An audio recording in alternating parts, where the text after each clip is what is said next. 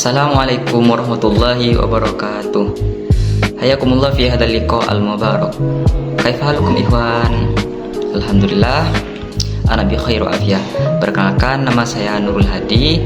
Saya mahasiswa program studi pendidikan agama Islam di kampus Universitas Islam Negeri Madura atau lebih dikenal dengan UIN Madura.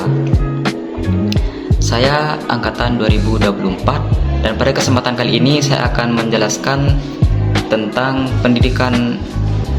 kurikulum pendidikan dalam tema hakikat kurikulum. Dan pada kesempatan kali ini saya akan menjelaskan tentang sejarah, pengertian, dan konsep kurikulum. Nah, kita mulai dari yang pertama, yaitu sejarah. Sejarah. Nah, sejarah kurikulum. Dulu, kalau dari segi bahasa atau etimologi, kurikulum ini berasal dari bahasa Latin, curriculum, yang berarti lintasan atau jarak tempuh. Nah, pada awalnya kurikulum ini dipakai di medan balap atau kita lebih kenal dengan sirkuit. Nah, di era Yunani dan Romawi kuno, kurikulum merujuk pada isi pendidikan klasik seperti filsafat, matematika, dan retorika. Nah, sedangkan pada abad ke-20, kurikulum mulai dipandang sebagai alat perencanaan pembelajaran yang sistematis.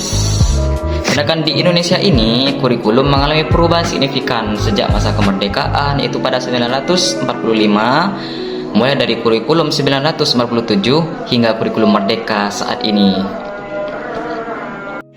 Nah, sekarang kita masuk ke pengertian kurikulum.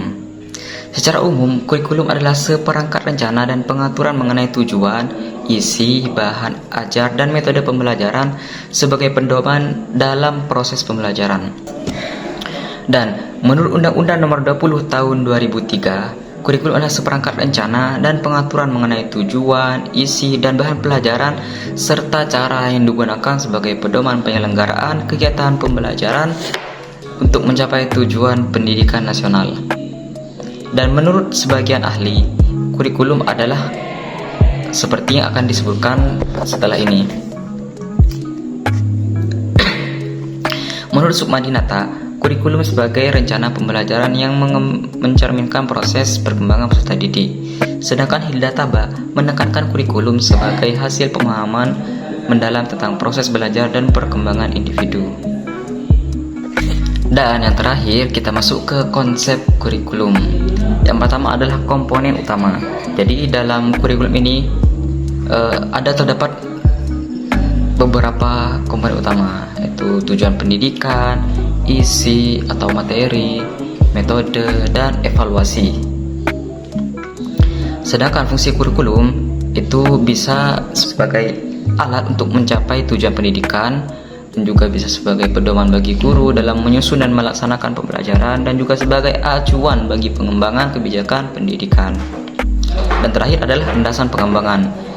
Ada 3 landasan yang akan saya sebutkan dalam kesempatan, yaitu filosofis, nilai dan pandangan hidup bangsa, dan landasan psikologis adalah teori perkembangan dan belajar peserta didik, dan landasan sosiologis adalah kebutuhan masyarakat dan tantangan zaman.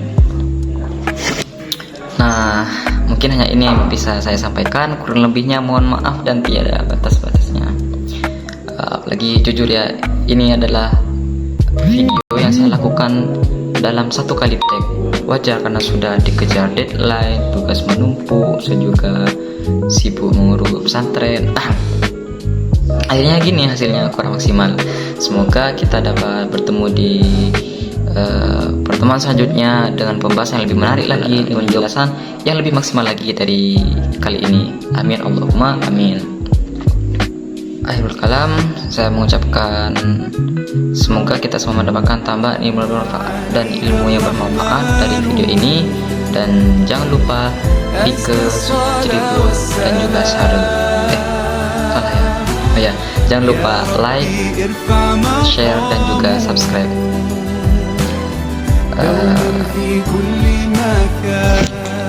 Dan saya Nurul Hadi mengundur diri. Wassalamualaikum warahmatullahi wabarakatuh.